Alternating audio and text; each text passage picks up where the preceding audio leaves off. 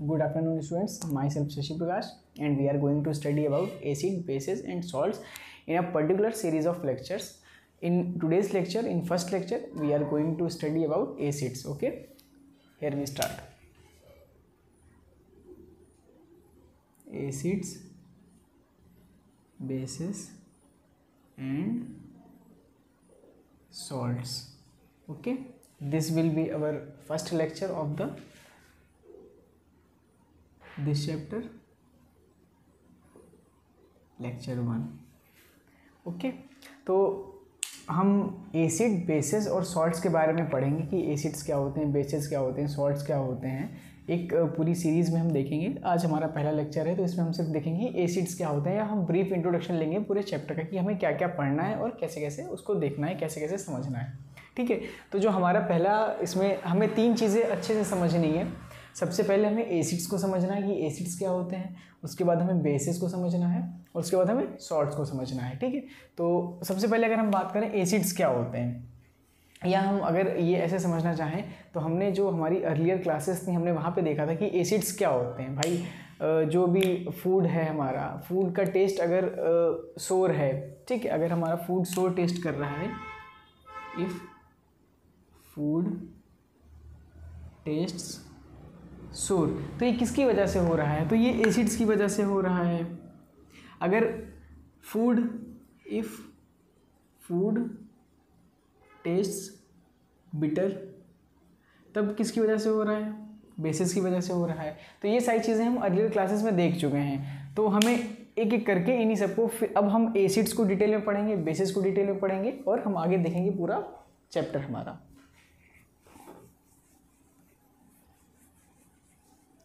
अब अगर पूछा जाए एसिड्स क्या होते हैं,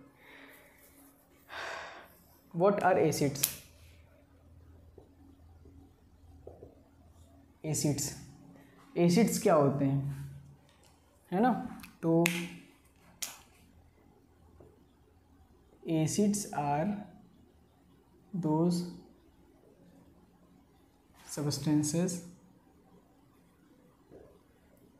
which gives hydrogen ion in aqueous solution। ठीक, एसिड्स वो सब्सटेंस या वो मटेरियल्स, हमारे वो सब्सटेंस होते हैं जो एक्वस सोल्यूशन में हाइड्रोजन आयन प्रोड्यूस करते हैं। फॉर एग्जांपल, अगर हम इसका एग्जांपल देखना चाहें तो जैसे हम देखें HCl, ठीक, अगर HCl है एक्वस, ठीक, HCl है, तो ये क्या होगा, हाइड्रोजन प्लस और क्लोरीन माइनस बनाएगा। ठीक, ये चीज़ है। तो ये जो हमारा हाइड्रोजन आयन हमें मिल रहा है एक्वस सॉल्यूशन में, मतलब उसका जो एक्वस सॉल्यूशन है वहाँ पे हमें हाइड्रोजन आयन मिलेगा। तो ये हमारे जिन में भी ये हाइड्रोजन आयन प्रोड्यूस करने की टेंडेंसी होगी वो हमारे एसिड्स होंगे। जैसे दूसरा एग्जांपल CH3COOH, ओके, तो इसका है H plus plus CH3COO minus. अब ये हमारा क्या है, एसिटिक एसिड। एसिटिक एसिड बहुत वीक एसिड है, अगर इसको हम कंपेयर करें HCl से या दूसरे किसी एसिड से, तो ये बहुत ही ज़्यादा वीक एसिड होता है। ये हमारा है हाइड्रोजन आयन, और ये हमारा acetate ion.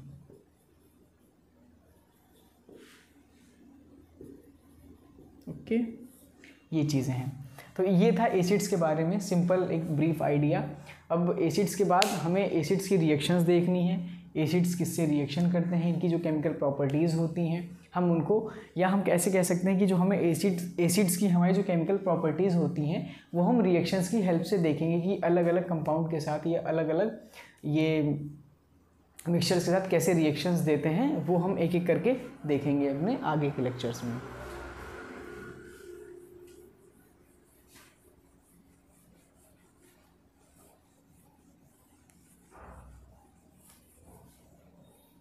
Chemical properties of acids. ठीक, तो सबसे पहले केमिकल प्रॉपर्टीज ऑफ एसिड्स। ठीक, हमें ये देखना है केमिकल प्रॉपर्टीज़ ऑफ एसिड्स। तो इसमें हम सबसे पहले क्या देखेंगे, हम जो किसी भी एसिड की जो केमिकल प्रॉपर्टी है हम वो रिएक्शन की हेल्प से देखेंगे। ठीक, तो इसमें जो सबसे पहला है रिएक्शन विद या ऐसे लिख सकते हैं reaction of acid with metals, reaction of acid with metals. ठीक, अब अगर कोई भी एसिड हमारा मेटल के साथ रिएक्शन कर रहा है तो कैसी रिएक्शन देगा हम इसके बारे में देखेंगे, है ना। तो हमने देखा हुआ, जैसे हमने अभी, तो हमें ये पता है मेटल्स क्या होते हैं। ठीक, तो हम अब इसके बारे में नहीं जाएंगे, हम देखेंगे रिएक्शन ऑफ एसिड, किसी भी एसिड की रिएक्शन किसी भी मेटल के साथ कैसे वो क्या क्या बनाएगा। ठीक, तो जैसे हमारा कोई एक एसिड ले लेते हैं H2SO4, एक हम दूसरा कोई मेटल ले लेते हैं जिंक, यहाँ से क्या बनेगा ZnSO4 प्लस, क्या बन जाएगा ZnSO4 प्लस और H2 गैस रिलीज हो जाएगी। ठीक, अब देखो हमारा जो एसिड है, ये हमारा एसिड है, ये हमारा मेटल है और ये हमारा सॉल्ट बन रहा है। ठीक है ना, और हमारी हाइड्रोजन गैस रिलीज हो रही है। तो हम ये समझ सकते हैं, अगर इसको हम केमिकल प्रॉपर्टीज़ के बारे में बात करें तो हम ये कह सकते हैं जब भी हमारा कोई एसिड किसी मेटल के साथ रिएक्ट करेगा तो हमारा सॉल्ट बनेगा और वहाँ पे हाइड्रोजन गैस रिलीज होगी, है ना। तो अगर इसको हम जनरलाइज करके लिखना चाहें, इसकी जनरल रिएक्शन लिखना चाहें तो ये लिख सकते हैं मेटल प्लस एसिड क्या बनेगा, salt plus H2 gas release होगी। ठीक, ऐसा कुछ होता है। तो ये हमारी पहली प्रॉपर्टी हो गई reaction of acid with metals, है ना। फिर जो दूसरी प्रॉपर्टी है reaction of acid with carbonates and bicarbonates. ठीक, अब जो हमारे एसिड्स हैं वो अगर कार्बोनेट्स के साथ रिएक्शन कर रहे हैं तब क्या बनाएंगे और बाइकार्बोनेट्स के साथ रिएक्शन कर रहे हैं तब क्या बनाएंगे। दोनों में ऑलमोस्ट सेम होता है। जब हमारा एसिड कार्बोनेट्स के साथ रिएक्शन करता है या बाइकार्बोनेट्स के साथ रिएक्शन करता है तो उस कंडीशन में वो सॉल्ट बनाता है और कार्बन डाइऑक्साइड रिलीज़ करता है और हमारा वाटर बनाता है। ठीक है, जैसे अगर हम बात करें, ये हमारा मेटल है, सॉरी ये हमारा एसिड है। ठीक, ये हमारा कार्बोनेट है या बाइकार्बोनेट है। तब ये क्या बनाएगा यहाँ पे, ये हमारा बनाएगा salt plus water plus CO2 release करेगा। ठीक है, ऐसा कुछ होता है। जब हमारा एसिड किसी कार्बोनेट के साथ या किसी बाइकार्बोनेट के साथ रिएक्ट करेगा तो हमारा सॉल्ट, वाटर और कार्बन डाइऑक्साइड बनाता है। ये हम ऐसे इसमें एक चीज़ और कह सकते हैं कि कार्बोनेट्स, बाइकार्बोनेट्स और जो मेटेलिक ऑक्साइड्स होते हैं उनके साथ भी रिएक्ट करके ऑलमोस्ट ऐसी ही कुछ रिएक्शन देता है। मतलब एसिड प्लस मेटेलिक ऑक्साइड, जैसे हमारा CuO है। ठीक है, CuO जब भी किसी एसिड के साथ रिएक्शन करता है तो भी वहाँ पे सॉल्ट का फॉर्मेशन होता है, वाटर बनता है और CO2 हमारी रिलीज होती है ना।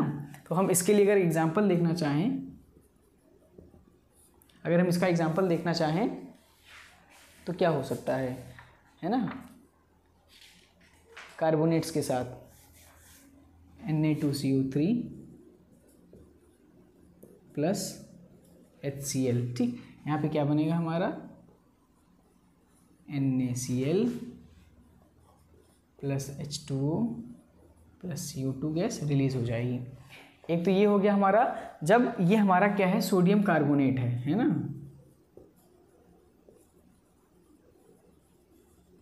सोडियम कार्बोनेट है। जब सोडियम कार्बोनेट ने ये हमारे HCl के साथ रिएक्शन करी, ये हमारा एसिड है, तो क्या बना, हमारा सॉल्ट बना है ना। हमारा सॉल्ट बना, हमारा H2O बना, वाटर बना और कार्बन डाइऑक्साइड रिलीज हो गई। ठीक, ये तो हो गई कार्बोनेट्स के साथ। अगर यही रिएक्शन हमारी बाइकार्बोनेट के साथ होती तब कैसे हो सकता था। ठीक, अब बाइकार्बोनेट की रिएक्शन मैं ऊपर लिख देता हूँ।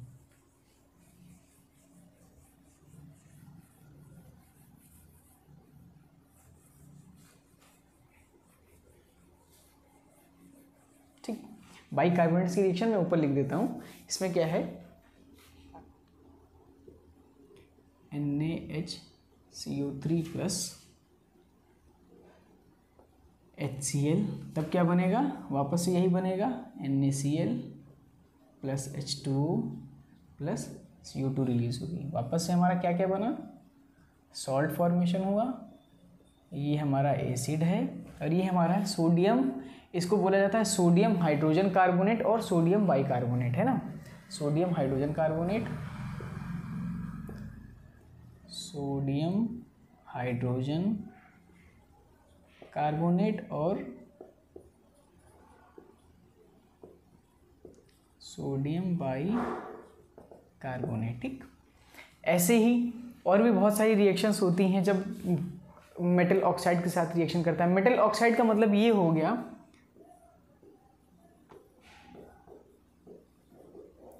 कोई भी मेटल जब हमारा ऑक्साइड से रिएक्ट करता है तो मेटल ऑक्साइड बनाता है। ठीक, हमारा कोई भी मेटल जब ऑक्साइड से रिएक्ट करता है तब मेटल ऑक्साइड बनाता है। अब जब ये मेटल ऑक्साइड हमारा एसिड से रिएक्ट करेगा तब ये बनाएगा वाटर,